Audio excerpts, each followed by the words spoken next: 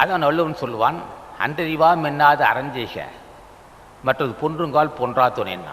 பிறகு நினைக்காது. ஆன்மாவுக்கு முதிர்ச்சி இல்லை, பரிணாம வளர்ச்சி இல்லை, நரதரை இல்லை, ஈழ இருமல் இல்லை. ஆனால் அது தங்குகின்ற வீடுக்கு நரதரை உண்டு, ஈழ இருமல் உண்டு, நோய் உண்டு. ஆன்மாவுக்கு நோய் கிடையாது, உடம்புக்கு தான் நோய். பிறகு என்று சிந்திக்காது. அன்றறிவாம் என்னாது அறஞ்செய்கனர். பிறகு பார்த்து கூட நினைக்காது. ஏனென்றால் எந்த வினாடியும் உயிர் போகலாம். மேலும் இந்த ஆன்மா 9 வாசல் கொண்ட அரண்மனை. இது இந்த உடம்பு என்று சொல்லப்பட்ட உடம்பு என்ற வீடுக்கு அல்ல அரண்மனைக்கு 9 வாசல் இருக்கு. இந்த 9 ஓட்டை அல்லது 9 வாசல் எந்த பக்கமாவது போயிடும், அது காற்று போகும். அப்போ ஆன்மா இயக்கத்துக்கு காரணம் மூச்சு காற்று. அந்த மூச்சு காற்ற வாய்ப்புக்கு நிற்கலாம், மூக்கு பக்கம் நிற்கலாம். 9 வாசலில் 7 வாசல் மேல் பக்கம் இருக்கும். கண்ணு 2, காது 2, மூக்கு 2 ஓடை தொலை, வாய் ஊற்று. அப்போ 7 கண்டத்துக்கு மேல் 7 வாசல் கொண்டது. கீழே மலைச்சல துவாரம். அப்போ 9 வாசல். 9 வாசல் உள்ள இந்த அரண்மனை. அதுக்கு அடைப்பு கிடையாது. அதை அடைக்கிறது கல் இருக்கு. வீழ்நாள் படாமை நன்றாற்றின் அகுதொருவன் வாழ்நாள் வழி அடைக்கும் கல்லுன்னா. அந்த 9 வாசலை அடைக்கலாம் ஒரு மந்திரத்தால். 9 வாயில் ஒரு மந்திரத்தால் ஐம்புலக் கதவை அடைப்பதை காட்டினார். ஒரு மந்திரம், 9 வாயில் ஒரு மந்திரத்தால் ஐம்புலக் கதவை அடைப்பதை காட்டினார். அப்போது இந்த 9 வாசல் ஓட்டை வீடு தான் எல்லாம் திறந்த இடமாக இருக்குது. அந்த 9 வாசலை அடைக்கக்கூடிய ஒரே மந்திரம், ஒரு மந்திரத்தால் 9 வாயில் அடைக்க சொல்வார். அப்போ 9 வாசல் அடைக்கக்கூடிய மந்திரம் அது மூச்சு காற்று, லயப்படுதல் வேண்டும். வீழ்நாள் படாமை நன்றாற்றின். நாட்களை வீணாக்கக்கூடாது. நாட்களை வீணாக்காமல் நல்லபடி செயல்பட்டால் வாழ்நாள் வழி அடைக்கும் கல்லுன்னா.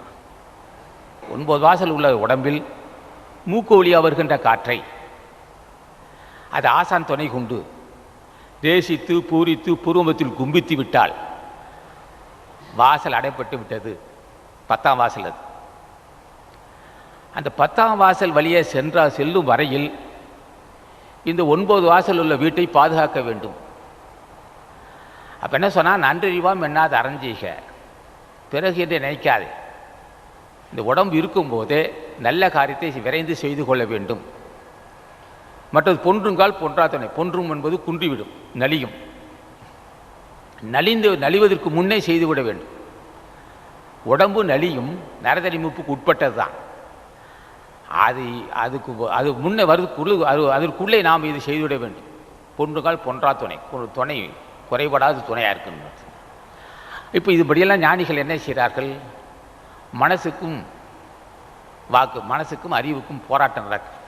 மனம் அறிவு சொன்னபடி மனம் கேட்காது. மெய்வாய்க்கு அன்முக்கு செவி என்று சொல்லப்பட்ட புடன் வழியே மனம் சிலதான் நினைக்கும். மனம் என்ற மன்னன் சிலதான் நினைப்பான். அதை முறைப்படுத்த வேண்டும், அவனை கட்டுப்படுத்த வேண்டும். பொறிபுடன்களை கட்டுப்படுத்த வேண்டும். பொறிபுடனை கட்டுப்படுத்த என்பது சின்ன விஷயம் அல்ல, பெரியவங்க ஆசி இருக்கணும். இப்போ வந்து போகின்ற காற்றை 9 வாசல் உள்ள இந்த 9 வாசல் உள்ள இந்த கோட்டையை 10ஆம் வாசலாகிய பூர்வமத்தியில் காற்று செலுத்தினால் கல் அடைப்பட்டது. வீழ்நாள் படாமே நன்றாற்றின் அவதருடன் வாழ்நாள் வழி அடைக்கும் கல். அது கல் அந்த இடத்துல கல்லை வச்சு அடைச்சிட்டான். போக்கு வருகின்ற காற்று.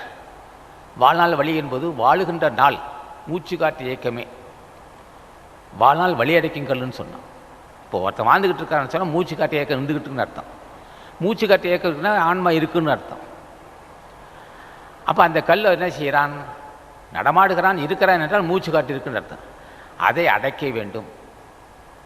அந்த அடைப்பது என்பது 10ஆம் வாசல் ஆகிய பூர்வமத்தி என்ற 10ஆம் வாசல், பூர்வமத்தி சுழுமனை, அது நுழையும் வரையில் நாம் அதை அடைக்க முடியாது. சரி, அடைக்க வேண்டும். அப்போ மூச்சு காற்றை பற்றி அறிய வேண்டும். மூச்சு காற்றை பற்றி என்றால் போதுமா? அதை அடைக்க தெரியணும் அல்லவா? அது பார்த்தா ஆசான் துணை கொண்டு இடைகளையும் பெண்களையும் சேர்த்து ஆசான் துணை கொண்டு பொறுமதி செலுத்தி விட வேண்டும். செலுத்தி விட்டால் வாழ்நாள் வலை அடைத்து விட்டது. அப்போ மனமும் அறிவென்ற அமைச்சனும் துணை இருக்க வேண்டும். உடம்பும் ஆன்மாவும் திடமாக இருக்க வேண்டும்.